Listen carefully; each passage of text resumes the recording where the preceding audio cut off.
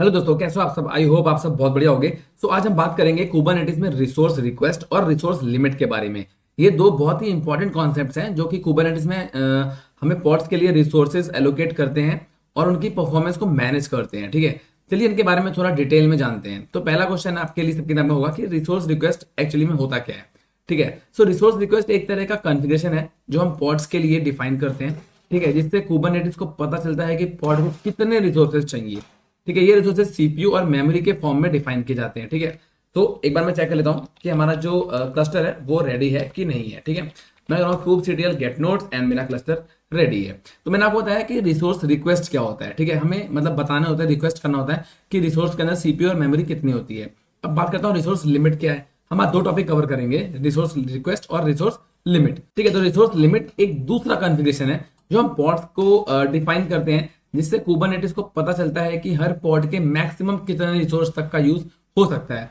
ये भी सीपीयू और मेमोरी के फॉर्म में डिफाइन किया जाता है। बेसिकली हम रिक्वेस्ट करते हैं और लिमिट में क्या होता है, हम एक लिमिट लगा सकते हैं कि आप इतने से ज्यादा यूज नहीं कर सकते। अगर नहीं होता है तो छोड़ दो, बट इससे ज्यादा आप यूज नहीं कर सकते हो। ठीक है, तो आई गेस आपको आइडिया लग गया होगा। बाकी और आइडिया लग जाएगा जब हम डेमो करेंगे। तो मैं फ्री हाइफन एस लगा देता हूं, आपको दिख जाएगा यहाँ पे अवेलेबल है मेरा 717 MB के अप्रॉक्स सारी यहाँ पे अवेलेबल है। ठीक है, सो मैं आपको ये भी दिखा देता हूँ कि हमारे वर्कर 1 पे कितना अवेलेबल है एंड वर्कर 2 पे हमारा कितना अवेलेबल। वर्कर 1 खोल लेता हूँ मैं। ये सो जाते हैं थोड़े से वर्कर्स मेरे। ठीक है, क्योंकि मैं मालिक अच्छा हूँ ना इन लोगों को सुला देता हूँ। तो ये सो गए थे और इनको मैं कर लेता हूँ यहाँ से टर्मिनल ओपन इनका भी। ठीक है, इसके भी हम चेक कर लेंगे क्योंकि इन्हीं पे क्रिएट हो जाए है ना। जो भी हम पॉड क्रिएट करेंगे वो इस पे क्रिएट होगा। तो हमारे वर्कर्स पे उतनी अवेलेबल होनी चाहिए चीजें, रिसोर्सेज उतने अवेलेबल होने चाहिए। ठीक है, तो मैं इसे थोड़ा सा बड़ा कर लेते हैं वर्कर 1 को एंड यहाँ से मैं वर्कर 2 को भी थोड़ा सा बड़ा कर लेता हूँ। और हम यूज करने वाले हैं आज देखो मैं यहाँ एक बार आपको यहाँ भी दिखा देता हूँ, C-H। यहाँ भी देख लो 344 MB के अप्रॉक्स खाली है। ठीक है, एंड अगर यहाँ आपको दिखाऊं free-h, तो यहाँ भी 338 MB के अप्रॉक्स खाली है। ठीक है, तो 300 से ऊपर है सारे सारे। तो हम 250 को रख के चलेंगे, जब हमें जरूरत पड़ेगी तो हम 300 के अंदर रहेंगे। ठीक है, तो यहाँ तक तो आपने देख लिया सारा। ठीक है, कि हमने कितना खाली है वो देख लिया। अब मैंने एक फाइल बनाई थी, ठीक है, pod1.yaml। बहुत ही सिंपल सी फाइल थी जब हमने पॉड लिखना सीखा था। अगर आप यहाँ तक आए होगे इट मीन्स कि आपको मालूम होगा कि pod1.yaml कैसे लिखी गई थी और इसके अंदर क्या चीजें थी। जो नई चीजें हैं वो हम आज ऐड करेंगे। अगर आपने नहीं देखा है ना पहला पॉड का वीडियो, तो आप पहले पॉड का वीडियो देख लो। मैंने सारी चीजें इसमें डिफाइन कर रखी है एंड हम इसी को कंटिन्यू थोड़ा सा आगे करेंगे। तो पहले बात करेंगे एपीआई वर्जन की। वर्जन 1 रहेगा, काइंड हमारा रहेगा पॉड। मेटा डेटा के अंदर जाएंगे तो पॉड 1 रहेगा। और यहाँ पे मैं लेबल्स की बात करूं, मेरे पास लेबल यहाँ पे ना env कर देता हूँ। एनवायरमेंट होता है क्योंकि env prod। ठीक है, तो प्रोडक्शन एनवायरमेंट रहेगा मेरा यहाँ पे, तो मैंने env pod कर दिया। यहाँ रहेगा मेरा माई फर्स्ट कंटेनर 1.23। ठीक है, बट यहाँ पे हम नोड सेलेक्टर नहीं करने वाले हैं, ये वीडियो हमारा नोड सेलेक्टर का नहीं है। राइट, तो कंटेनर्स तक मैंने यहाँ पे लिख दिया है एंड अब मैं यहाँ तो देखो आई प्रेस कर देता हूँ। अब मैं यहाँ करने वाला हूँ कंटेनर के रिसोर्सेज की बात। ठीक है, तो रिसोर्सेज की बात करेंगे, यहाँ से हमारा कॉन्सेप्ट शुरू होता है आज का। ठीक है, तो रिक्वेस्ट कितनी रहेंगी हमारी, रिक्वेस्ट हमारी कैसे रहेंगी। देखो ये हमारी दो फॉर्म में होती है। एक तो होती है मेमोरी यानी कि रैम। ठीक है, तो मैं अगर यहाँ मेंशन करता हूँ 10 GI यानी 10 GB। ठीक है, और मैं मेंशन करता हूँ सीपीयू। ठीक है, सीपीयू कितना कर देता हूँ मैं 8000 M यानी मिली कोर्स। ठीक है, इतने मैं सीपीयू मैं इतना रिक्वेस्ट कर रहा हूँ सपोज करो। ठीक है, राइट, कोई दिक्कत नहीं है। शिफ्ट सेमीकोलन W क्यों करूंगा एंड मैं यहां से कर दूंगा अप्लाई। आप देखोगे ना इस बार दिखाया क्रिएटेड, दिखाया मैं मान रहा हूं क्रिएट दिखा रहा है। ठीक है, बट ये क्रिएट होगा नहीं प्रॉपर तरीके से। कैसे, kubectl। ठीक है, और यहां मैं करता हूं गेट पॉड्स। ठीक है, सीरियस पेंडिंग, ये पेंडिंग ही रहेगा, ये पेंडिंग ही रहेगा। कैसे, मैं इसको थोड़ा डिस्क्राइब करके दिखाता हूं आपको। ठीक है, अगर मैं करता हूं यहाँ पे kubectl डिस्क्राइब पॉड्स, कौन सा पॉड करना है पॉड 1, एंटर कर दूंगा एंड सीरियस यहाँ लिख के आ रहा है insufficient CPU, to insufficient memory. ठीक है, 0/3 नोट्स आर अवेलेबल, कुछ अवेलेबल नहीं है। ठीक है, इनसफिशिएंट सीपीयू है, सब कुछ तुम्हारा आउट ऑफ बजट है। ठीक है, सो यहाँ तक आपको समझ में आ गया। ठीक है, अब मैं क्या करता हूँ वापस इसे करूंगा कम। ठीक है, जैसे हमने कम किया था, हमने यहाँ पे रखा था 250 MB। तो क्योंकि हमारे पास हमारे वर्कर में भी है 250 अवेलेबल और यहाँ पे भी है 250 अवेलेबल। ठीक है, तो मैं कर दूंगा शिफ्ट सेमीकोलन W के करके आ जाएंगे बाहर। अब मैं यहाँ करता हूँ, अगर एक तो मैं पहले इसको कर दूं डिलीट, है ना। मैं करता हूँ kubectl delete pod 1 dot YAML और ये हो गया।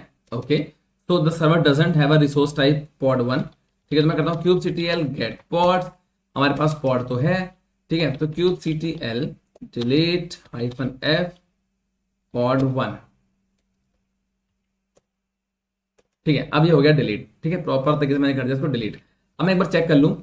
ठीक है, तो विम के अंदर जाके देखूँ तो मैंने 250 लिखा था, वो वैसे का वैसे ही है। हम आ जाएंगे बाहर। यहाँ आने के बाद अब मैं करने वाला हूँ अप्लाई। ठीक है, तो मैं यहाँ से करता हूँ apply -f pod 1 dot YAML and आप देखो यहाँ पे क्या आ रहा है, pod 1 क्रिएटेड। ठीक है, तो अगर मैं अब आपको करूँ kubectl get nodes get pod, तो आपको दिखाएगा 0/1 कंटेनर क्रिएटिंग। अब ये क्रिएटिंग स्टेज पे आ चुका है, ये किसी ना किसी वर्कर को ये डिनोट भी कर देगा। ठीक है, सो इसको हम थोड़ा सा और वेट कर लेते हैं एंड पॉट करूंगा एंड अभी भी नहीं आया। ठीक है, आ रहा होगा ये। इसको हम थोड़ा सा डिटेल में टाइप कर लेता हूँ मैं -o वाइड। राइट, अब इसको आईपी असाइन नहीं हुई है। जब ये रेडी हो जाएगा, स्टार्ट हो जाएगा, तब इसको आईपी असाइन हो जाएगी। ठीक है, सो अभी असाइन नहीं हुई है इसको आईपी। ओके, तो आप देखो असाइन हो चुकी है ये। इसका मैं आईपी को कॉपी कर लेता हूँ यहाँ से, Ctrl+Shift+C से हम कॉपी कर लेंगे एंड यहाँ कर्ल करके पेस्ट करूंगा एंड एंटर करूंगा and say this welcome to Nginx। Nginx मेरा इसमें इंस्टॉल हो गया। ठीक है, सो मेरा ये आईपी जो है वो चल रहा है। ठीक है, मतलब मेरा पॉड चल रहा है। अब मैं करता हूँ उसको kubectl delete -f pod 1 dot YAML करूंगा। हम इसे कर देंगे डिलीट। इस पॉड को मैंने कर दिया डिलीट। ठीक है, मैंने कम करके इसे कर दिया डिलीट। तो ये मेरा रिक्वेस्ट का था, है ना, मैंने कितनी रिक्वेस्ट की थी वो मुझे मिल गई। अब हम देखेंगे ना kubectl जो सॉरी रिसोर्स लिमिट क्या होता है। ठीक है, तो उसके लिए मैं क्या करने वाला हूँ, देखो मैं वापस जाऊंगा विम pod 1 के अंदर। ठीक है, एंड मैं यहाँ करने वाला हूँ रिक्वेस्ट। तो यहाँ कुछ भी मैं चेंज नहीं कर रहा, सब कुछ एज इट इज रखूंगा, कुछ भी चेंज नहीं करूंगा एंड सी दिस। यहाँ पे देखते हैं थोड़ा सा डिफरेंस। डिफरेंस कुछ नहीं है, हम बस चीजों को समझेंगे यहाँ पे। जब मैं अब यहाँ करूंगा अगर अप्लाई दिस वन, मैंने किया अप्लाई, वापस से क्रिएट हो रहा होगा ये।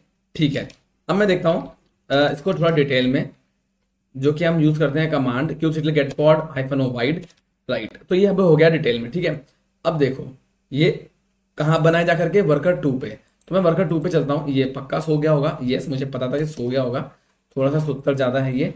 ठीक है, मतलब दोनों ही सुत्तर है मेरे दो वर्कर्स, मैंने आपको बताया ऑलरेडी। राइट, तो यहाँ पे हम आ गए एंड यहाँ पे वो क्रिएट हुआ है इस पे आकर के। ठीक है, अगर मैं आपको अभी फ्री -s करूंगा तो कोई इतनी हमारी अवेलेबल है। ठीक है, बहुत थोड़ा उसने यूज किया है, मैंने 250 लिखा था बट बहुत थोड़ा उसने यूज किया है, बट लिमिट 250 की थी। तो मैं इसको चेक करने के लिए यहाँ मेंशन करूंगा डॉकर। ठीक है, डॉकर कंटेनर स्टैट्स। ठीक है, -no -strem स्ट्रीम।